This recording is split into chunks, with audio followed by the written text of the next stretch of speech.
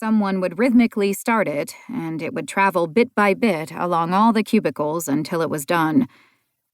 It was not nearly so annoying as, "What's up?"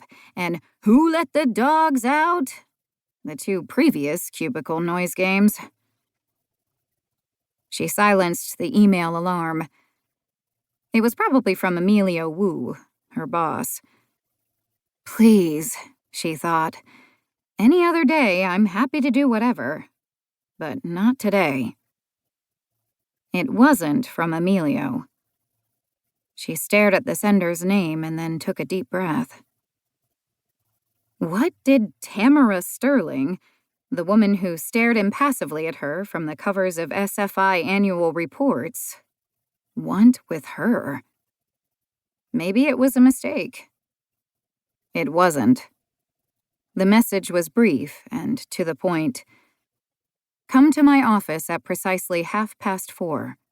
Please do not mention this appointment to anyone." Her computer put her on hold while her brief confirmation was sent, and she allowed herself to wonder what the appointment was about. She'd officially met with Sterling only once since joining the banking specialist's staff, though they'd said a casual word or two at meetings, receptions, and office functions. A promotion? No, Emilio or his boss would have talked to her about that. There were no openings that she knew about. And from what Kip knew of Tamara Sterling, she didn't need any help finding or balancing her accounts. Speculation wouldn't get any work done, and she needed to finish at least 50 more files before she left for the weekend. She caught her heavy sigh before it escaped from her lungs.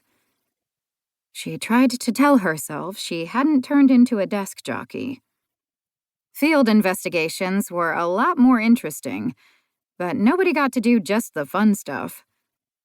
Tracing live digital signals, watching a magician programmer open trap doors for high-tech thieves to fall through, right into their waiting virtual hands.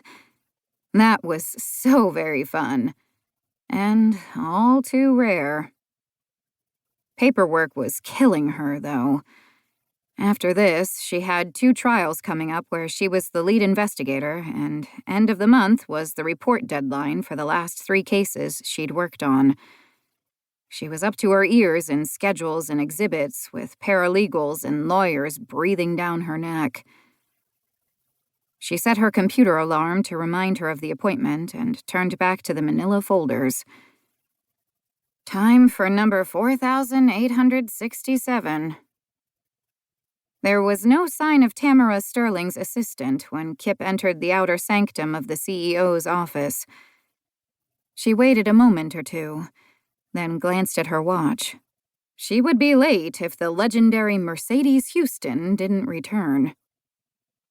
After another minute ticked away, Kip straightened her shoulders and calmly knocked on the inner door. She glanced down at her favorite ivory blouse and deep plum suit combination, then patted her hair. It was as trim as the rest of her. Though her long black curls could be unruly, the fashionably knotted ponytail was in perfect order. She hoped the tidiness of her attire would mask her exhaustion. When a low voice called for her to enter, she pushed the door open. Tamara Sterling was already halfway across the office to greet her. "Please come in, Kip." She was holding out her hand, so Kip shook it as she looked up at her. The sparkling collar pin at the top button of the crisp white shirt was an inch below eye level for her. That put Sterling at around 5'10". The short brown hair didn't add to her height, but its straight, simple lines echoed the rest of her angular physique. In photographs, it appeared dark brown, but the afternoon sunlight revealed a hint of red. The handshake was firm, palm dry, and her expression, while welcoming, was unreadable. The steady gray eyes seemed to be taking note of everything they saw.